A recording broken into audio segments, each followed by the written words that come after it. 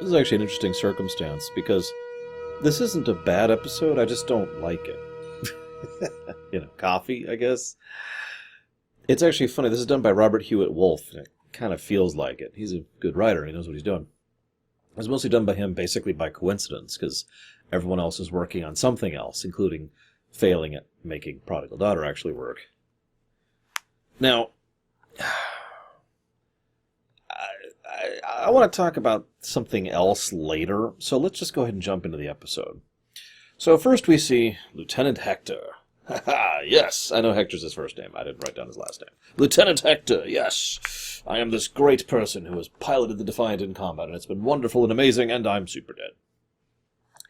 I find it interesting that we once again have another war character, another basically one-off character as a part of fleshing out the war. In fact, one of the things I like about this, and this is something I enjoy in general, is the idea that he, effectively a red shirt, will die in this episode, and the episode will actually make a decent amount of a deal about it.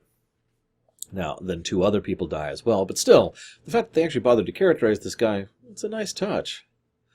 I do feel it's a bit silly how far they try to emphasize how do I phrase this?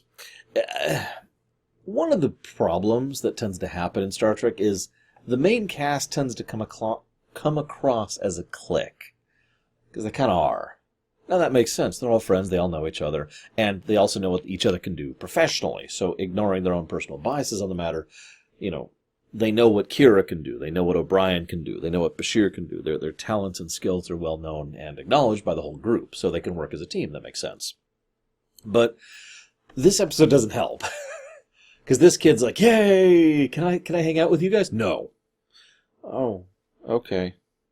Well then, yay, let's go ahead and have a night, yay, to the fire things. Oh, is it time to go home? Yeah, it's been time to go home for an hour. Why didn't you say something an hour ago then? And then, of course, he very awkwardly flirts at Ezri. I don't blame him. And then he dies. Yay, he's dead. Which is funny, because most of the other one-off war characters are also dead, aren't they? Except for Reese. He was okay. So we find out that he was killed by a projectile weapon. Now I want you to pay attention to something, because they make a specific reference to the fact that there should be gunpowder there, and there isn't. Now that's relevant because that means it's a gunpowder weapon. Now that's relevant because a gunpowder weapon is freaking loud. I know this sounds like a weird thing to pick up on, but this is probably the single biggest flaw of the entire episode. It's a gun, like by our modern standards of gun. In fact, it's a rifle, which shoots a bullet via a gunpowder explosion. That's going to make a hell of a noise. In fact, we do kind of hear it towards the end of the episode, and we also already know, thanks to multiple episodes, that Deep Space Nine's bulkheads are not exactly soundproofed. Now, I point this out because this kind of makes the entire episode fall apart. They're like, oh my god, we have no leads. He's completely untraceable. There's no way to find him. No way to detect him other than to listen to the gunshot. Now, I know that's not exactly helpful, but God's sakes, you can literally set up audio sensors from the computer, right? And if you can't, you got Ferengi on board. No one even mentions the idea of trying to listen for the gunshot in order to find this guy. Anyways, ignoring that massive flaw with the episode and the premise, we also see that it's a gunpowder shot that shoots at short range. Now that's a bit of a to begin with. But what's also interesting is they go ahead and identify this thing, the TR-118. 116. Now, what's funny is Sisko identifies this thing by memory. I didn't realize that Sisko is that much of an aficionado. Now, the implication in the episode is that this is a recent thing. This gun, this rifle, was introduced relatively recently, probably in direct relation to the Dominion hostilities or the Dominion War. Okay, that makes sense. And they mentioned the regenerating phasers instead, which, if I'm not mistaken, never actually come up again in the show. Although some games and books actually do something with the regenerating phaser idea. Pro tip, it didn't work on the Borg. Anyways, so that makes a degree of sense, and I'm willing to forgive Sisko for knowing this off the top of his head. because of the idea that, this is a recent thing, and he was probably at least partially involved in it. I mean, Defiant, right? The thing that's interesting about it, though, is it's just a rifle at that point. Nothing else. And at that point, all it is a gun that you can use when you can't use your phaser, which, okay, that's neat, but not really all that useful. But you know what makes it a lot more useful? The things that O'Brien adds to it. So we have the ability to shoot a bullet, teleport it to another location, and then have it hit someone. And, thanks to our scanners, we can literally target things through walls. I want you to really think for a second about how ludicrously deadly this weapon is. Ignoring the obvious sound problem I just mentioned, this is a gun that can shoot through walls at long range, with all of the impact as if the bullet had just gone right here. That's an armor-piercing bullet, too, by the way. So, that's nuts. That's actually insane. And don't worry, it'll never be mentioned again. As I've mentioned before, I feel like Season 7, while there is definitely some hallmarks, I don't feel it lives up to the quality of Season 6, with a few notable exceptions. I mean, Only a Paper Moon was just knocked it completely out of the park. But Season 7, well, I'm going to go ahead and give a theory here. I think this is a good time to mention this. I mentioned how the chains were loosened a little bit for Season 7, and one of the ideas was mentioned, get all the story ideas out, whatever you want to talk about. I feel that Season 7 of Deep Space Nine is a good example of the benefits and flaws of unrestrained creativity.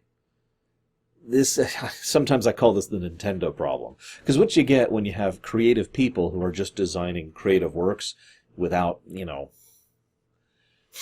proper management or restrictions, good or bad, is you get some really good and some kind of and then you get some kind of You tend to not get very bad when it comes to this kind of thing, but you definitely get the because what you tend to get is things that just didn't work. They were either overambitious, or they had a concept that they really loved and they just couldn't make work. None of this is intended to be an insult, by the way. I understand. I'm just saying, I had this theory walking in. I didn't want to share the theory until, I started seeing more episodes. But I think I could fairly safely say this is definitely Season 7. They were throwing things out, and some of them worked, and some of them didn't. And I feel like this is definitely one of the didn't, by the way. Because there's this lengthy dream sequence. And it's like, oh my god, you were the killer, and it's Joran, wake up. What was the point of that? I'm just curious. Now, you could say the point was to introduce Joran to the story. Okay, that's valid. I'm with that. It's a little long for that, but I'm with that. Then Joran enters the story. Actually, that's not true. What happens next?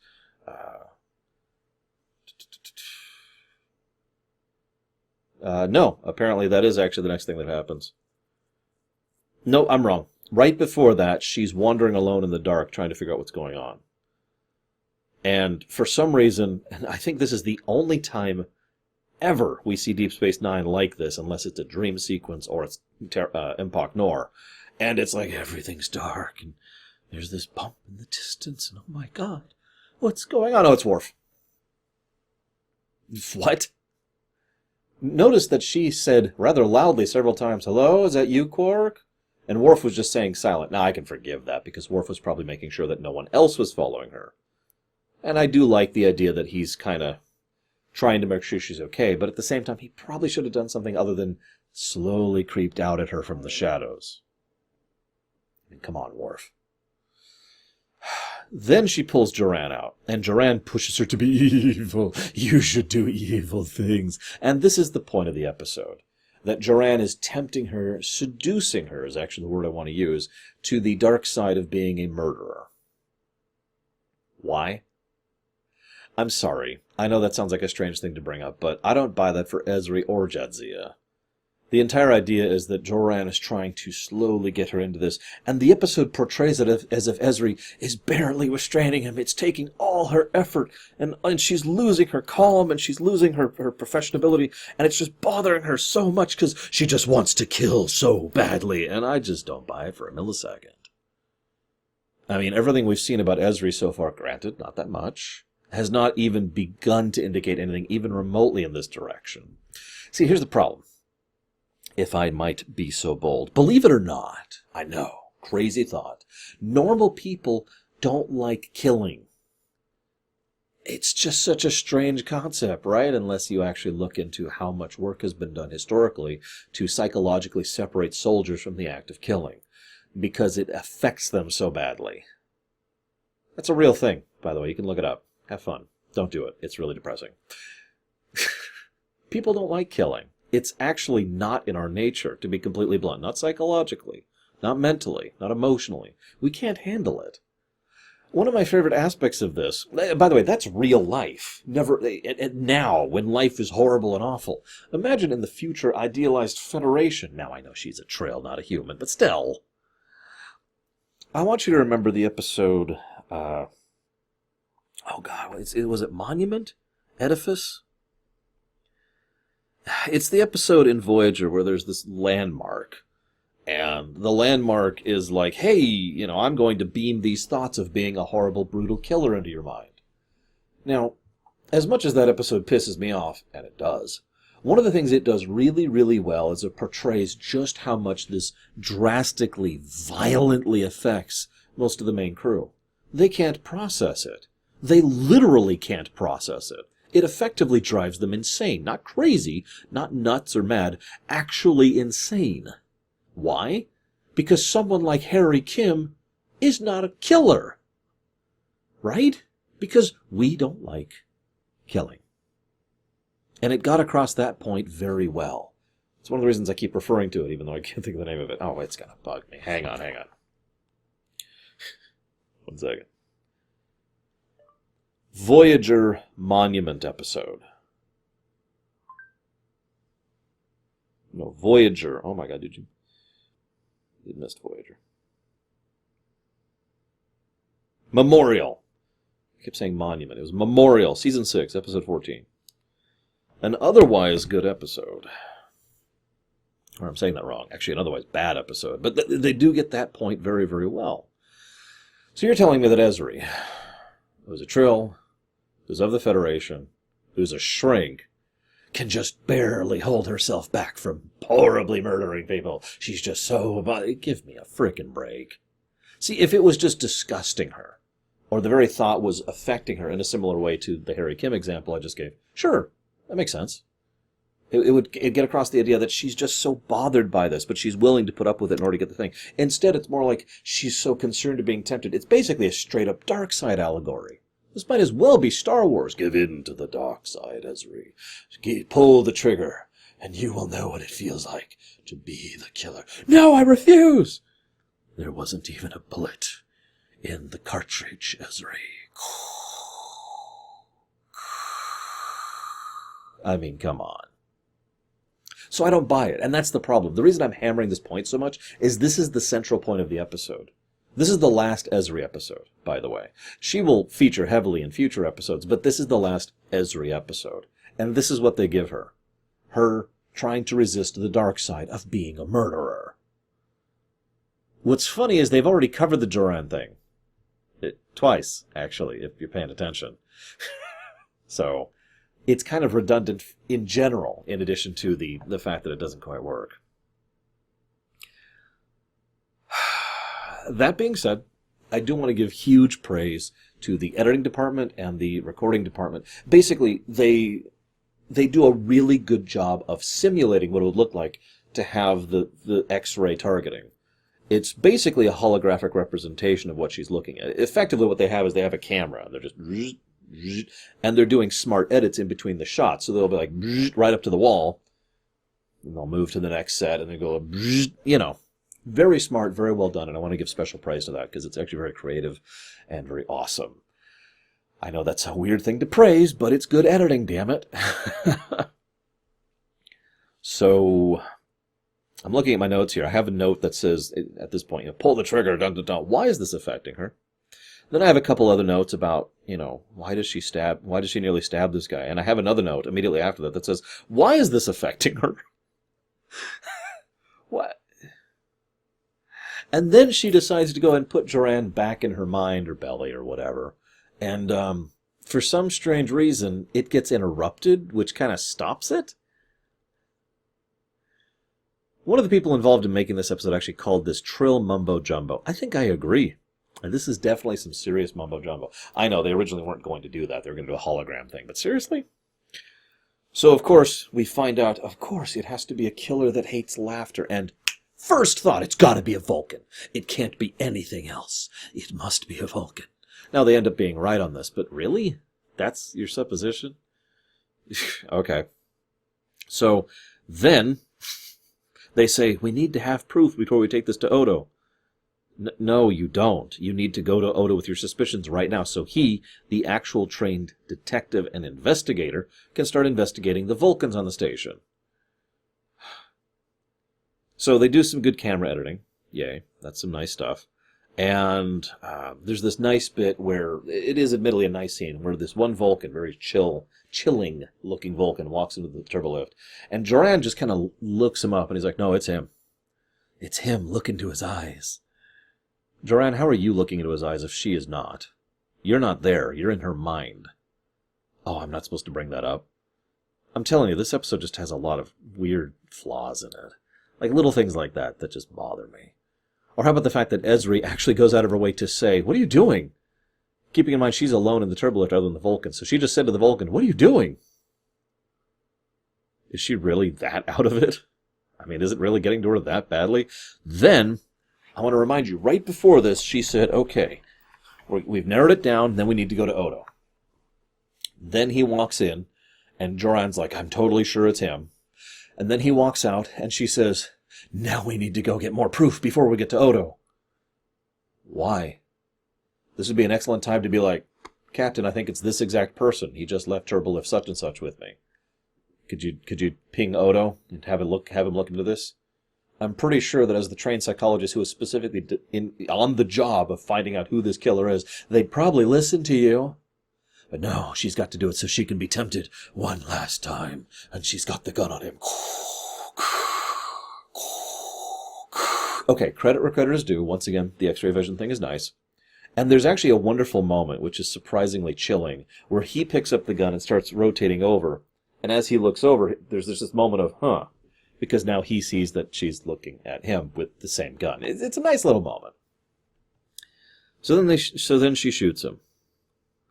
It's okay. She doesn't shoot him to kill. Now, I'll have one last thing to complain about, and then I want to talk about the Vulcan thing, because what she does is she runs over, she pulls the gun from him. Why did you do it? You know, pulls the gun, and he's like, do it, kill him, the tension, the music. And then she says, no, I won't kill him. I'll never join you. I am a Jedi like my father before me. And then she calls for the medibay. And pay attention to the music in that scene. It all of a sudden plays the light relief. Ah, the conflict is over. Now, I point that out because it posits the idea that Ezri was seriously considering murdering this man in cold blood. I don't buy it. Which brings me to the Vulcan thing. The last thing I want to talk about. So, I know some people who are upset that this is a Vulcan. Mostly because the Vulcans basically aren't in Deep Space Nine. Like, there are extremely few Vulcans. I can name 3 off the top of my head, and 2 of them were bad. Like, one was a jackass and one's a murderer. The third one was alright. She was cool. I'm sure there's other Vulcans, but those are the only 3 I can think of. So, the point is, if you think of it statistically, you could see, yeah, they weren't really pro-Vulcan. But, the funny thing is, the only reason it was a Vulcan in lore, or out of character, is because of the fact that they wanted it to be something that people couldn't guess. I mean, you never suspect a Vulcan, right? So they picked the thing you would least suspect. A Vulcan did it. Dun, dun, dun. Now, whether that's a substantial reason or not is up to you. But it makes perfect sense to me. No, seriously. We already know that Vulcan brains are basically surgical, for good and bad. And we've seen in several episodes, across all of the shows at this point, that the Vulcan mind can basically do things to itself under the wrong circumstances. This happened to Tuvok. This arguably happened to Sarek. I'm pretty sure this happened to Spock, too. In fact, I think it was Spock's brain where that happened, but let's not get into that. To me, the idea of the Dominion War being so devastating, and so overwhelming, to, like I said, in a way that no other war ever has been in Federation history. Possibly in Vulcan history. If we go all the way back to the time of Troubles and the time of separation. This is a truly monumentally horrific war of such catastrophic impact. I like the idea, as horrible as it sounds, of a Vulcan mind basically dissecting itself. Getting to the point where it has to make sense. Logically speaking, this makes sense. And if we presume, logically, that all my friends and comrades died for a reason, then there has to be a correlating calculation, an equation there. There has to be some logic behind why they died. Maybe if we can sit down and think about it and just imagine a Vulcan trying to process in his or her mind the why it happened and trying to logic out a reason why all those sufferings and why all those killings happened. And then coming to the obviously flawed idea of, well, it just makes sense because obviously they were just too... Their emotions, their emotion, their laughter, it was too stuck. It was too adamant, and that was what was being utilized as a way of, and just, you could see how the mind would just break down and literally stop working correctly. Insane, in short, but a Vulcan kind of insane. The kind of insane where you're calculating everything very carefully, but your variables are off, or even your equations are off, your entire equations. I admit that idea actually appealed to me, and it's one of the better parts of the episode, in my opinion. Especially since it helps to exemplify the nature of the war. It's actually all I've got for this one. I hope you've enjoyed my thoughts, and I'll see you next time, right after I give in to the dark side. I can't even do it with a straight face. I'll see you guys.